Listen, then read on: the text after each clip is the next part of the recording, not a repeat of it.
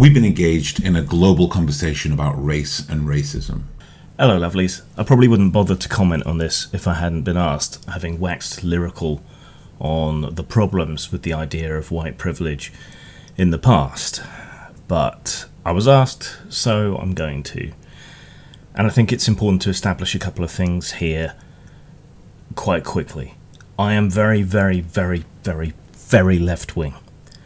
But I'm more of an old-school leftist. I'm a left anarchist. I think identity politics is a problem.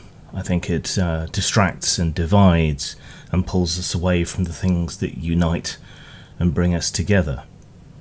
Also, I want to invoke here some of your own ideological underpinnings, even though I don't believe in them and I think they're wrong and destructive. You like to privilege the subjective personal experiences, the lived experiences, the viewpoints of people according to characteristics like race, class, and so on, and to exclude other people from commenting if they don't have the right combination of race, class, etc. So as a middle-aged cishet white male, I find that my opinion is unsought much of the time, despite the fact that I represent the kind of person, even as a radical left-wing sort of person, that they're trying to convince. So I'm going to invoke your own ideas here, and I'm going to tell you that my subjective personal experience, my lived experience here, privileges my opinion when I tell you how concepts like white privilege land, where the problems are with them, why they're not convincing, those kinds of issues. So by your own ideological underpinnings, you need to privilege my opinion on how these things land, what they mean, how they affect the discourse, whether they're persuasive. You've probably had discussions at home, at school, or at work, and in those conversations you've probably heard the term white privilege. You may have even had this term used in a way that felt like an insult or an accusation. Others will have told you that it's all just made up to make white people feel bad, and none of this is right. It may not be right, but it is how the term is used. It is used as an insult and an accusation and a way of getting people to shut up. And it's all very well going forward trying to lecture people on what the term means, but if it is used in an entirely different way, if it is understood, if it is received in an entirely different way, it's not going to do you a lot of good here. Now, similarly, I'm coming at it from a linguistic point of view, from a semantic point of view, in that privilege has a very specific meaning, and one that activists are already trying to redefine and do away with anyway, which again only muddies the waters. We can't clearly communicate if we don't agree on the meaning of words, and otherwise ironing board bookend, hat stand, tree, flower, elephant. Communication just becomes completely impossible if we can't agree on the meaning of terms. And this pseudo-academic redefinition of privilege is not the commonly understood meaning of privilege. And using different language would be a lot more effective. Particularly here in the UK, where we do tend to be much more focused on class, privilege invokes the idea of royalty, of people with particular legal immunities, diplomatic immunity, for example. And that is a more correct, more proper, more entrenched meaning of the word than the way in which people are using it in activism. Properly, privilege means a de jure advantage in law. So royalty has certain privileges, members of government have certain privileges, diplomats have certain privileges, the police have certain privileges. But unless you're making your video or people are making their comments from a time machine in apartheid South Africa or segregation era America, you can't really point at anything in law that privileges white people. And confusingly and paradoxically, you can look at things in law that privilege people of particular non-white ethnic backgrounds. preferential hiring, and so on. And this just provides fodder for the far right. And that's unfortunate. Very unfortunate.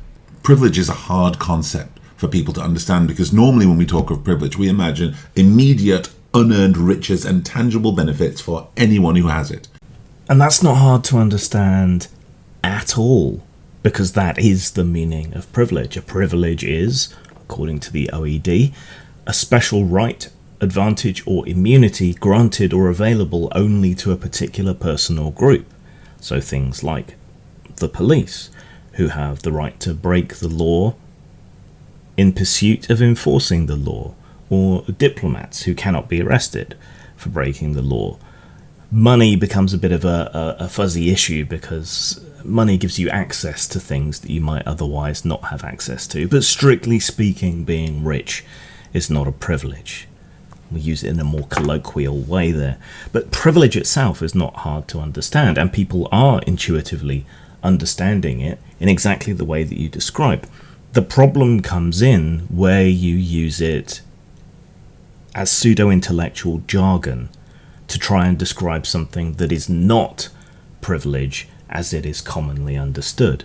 And you get a hell of a lot further if you use different language. But white privilege, and indeed all privilege, is actually more about the absence of inconvenience, the absence of an impediment or challenge. And as such, when you have it, you really don't notice it. But when it's absent, it affects everything you do. Except no, that's not what it means at all. It's not the absence of an impediment. It's something that you have, something that is over and above the norm, not the norm. So as a cishet white male, you would say that I am the assumed default in society, and that everything that I have, every right rather than privilege, that's the societal norm.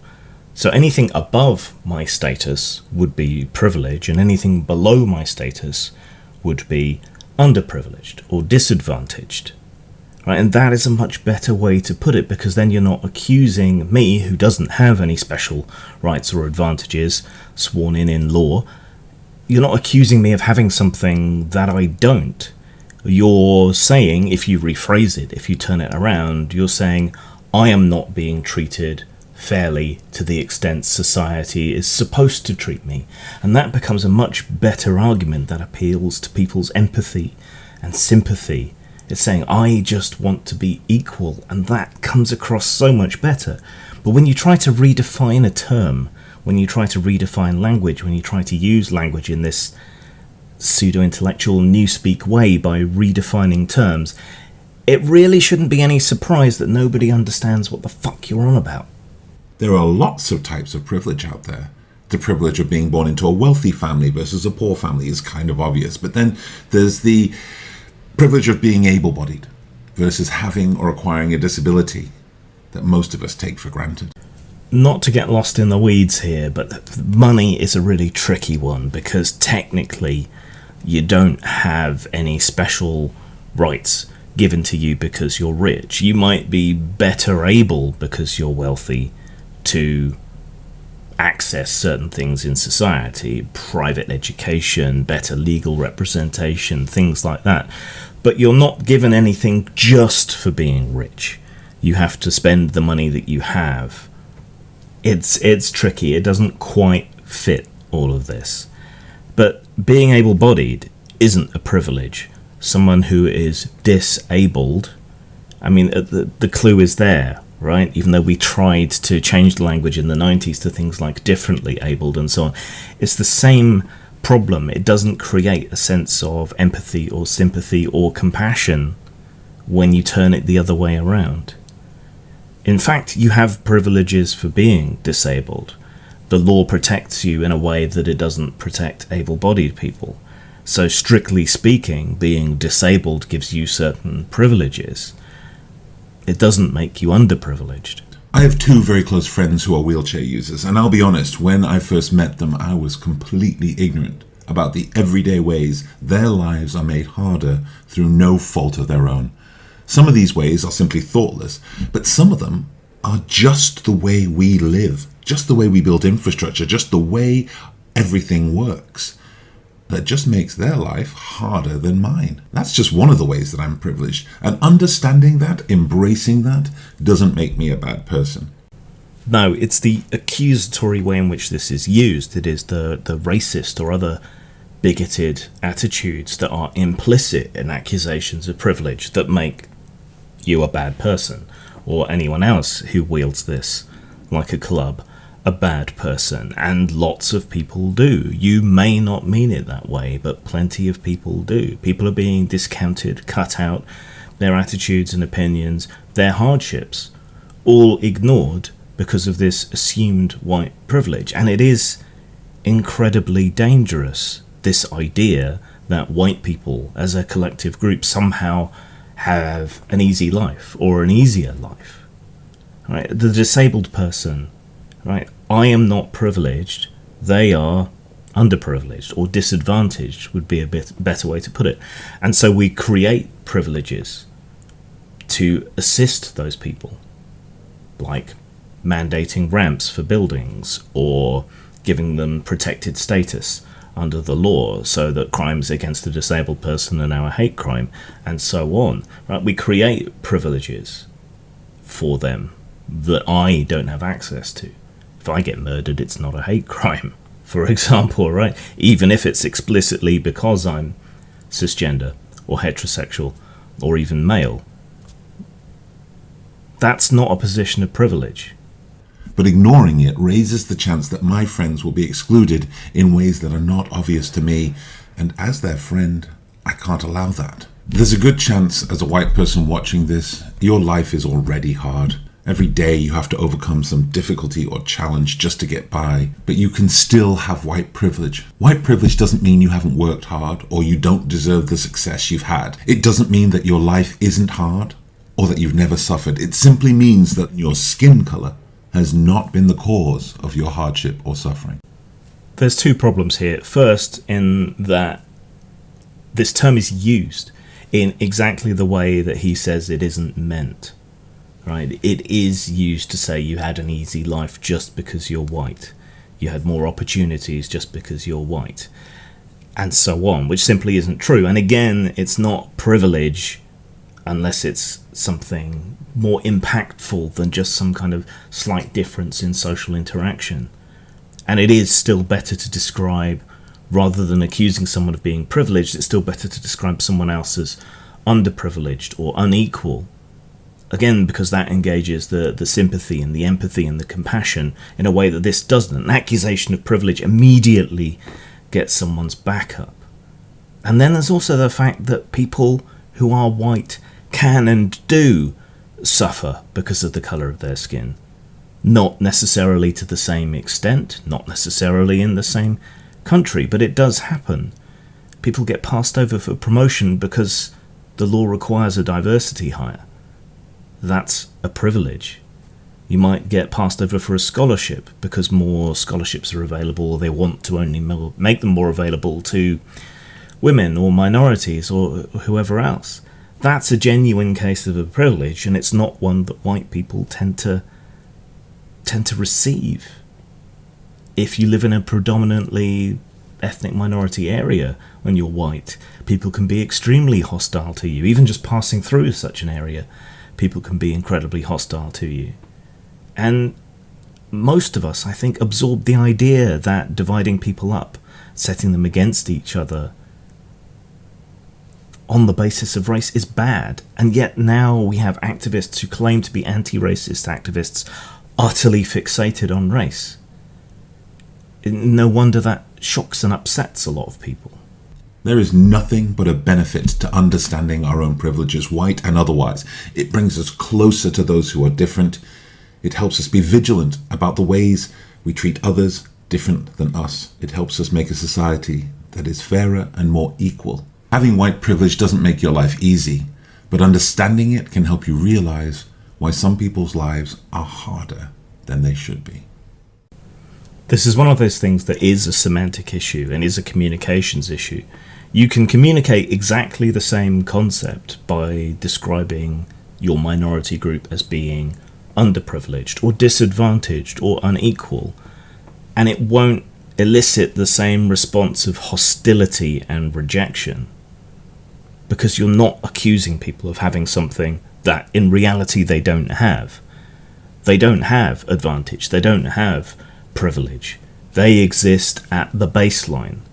You may be below that for one reason or another, but unless it's in law, it's not a matter of privilege.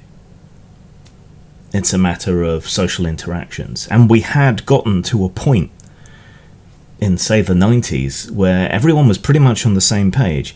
Race didn't matter, gender didn't matter, sexuality didn't matter. You mattered as an individual, not part of a collective. And assumptions, by and large, weren't made except by bigots about a collective of people just because they happen to share the same colour, the same sexuality, whatever. You know, we had, to a large extent, societally gotten past that. There were a few echoes here in the UK with the right-wing governments that we had, Section 28 and so on, but by and large we've gotten past it. And yet now it is the people who are supposedly activists against racism who are raising the spectre of racism. And at risk of God-winning myself, I want to point out that this is an incredibly dangerous place to be in, accusing people of being the secret masters of the world, of having unearned privilege, of being rich and powerful and structuring society to their advantage is incredibly dangerous. I've made the point many times before on this channel, but I will make it again and try and ram it home. Nazi anti-Semitism, and here's the risk of the God-winning, wasn't based on the idea that Jews were inferior, but rather that they were superior, that they had unearned wealth, unearned privilege, that they were controlling society, that they were secretly in charge. And this is really, at root, no different to accusations of white privilege and so on. Were all 6 million plus Jews killed in the Holocaust rich, powerful, in positions of control? No, they weren't. And it's unfortunate to me to see identity politics infecting the left wing of UK politics and elsewhere so much as a result of these same kinds of stereotypes, where they should be against unearned privilege, against obscene levels of wealth and the distorting effect that has on our democracies. And you know, you should protest what goes on in Israel as well. It's not a good scene for most people, but to let that bleed over into anti-Semitism, yeah, that's horrendous. And this anti-white racism, which mirrors old Nazi propaganda about unearned privilege, unearned wealth, and control of society, that should also be a cause for deep concern amongst all of us. We need to be intolerant of racism wherever it comes from. And this idea of white privilege is a deeply racist concept. If nothing else, tactically, it doesn't work. It makes people defensive, it makes them angry, it gets their back up. And we shouldn't have to mentally translate from what you're saying each and every time. And most people aren't going to know that privilege doesn't actually mean privilege in this instance. Or that systemic racism isn't actually racist. Nobody involved has to be racist. Yeah, we shouldn't have to translate all of these terms from this jargon that you've developed.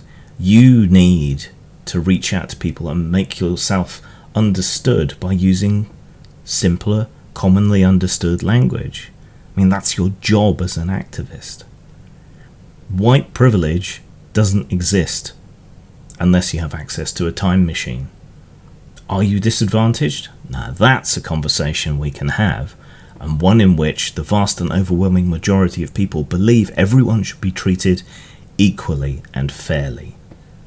And that will get you some progress. Zang.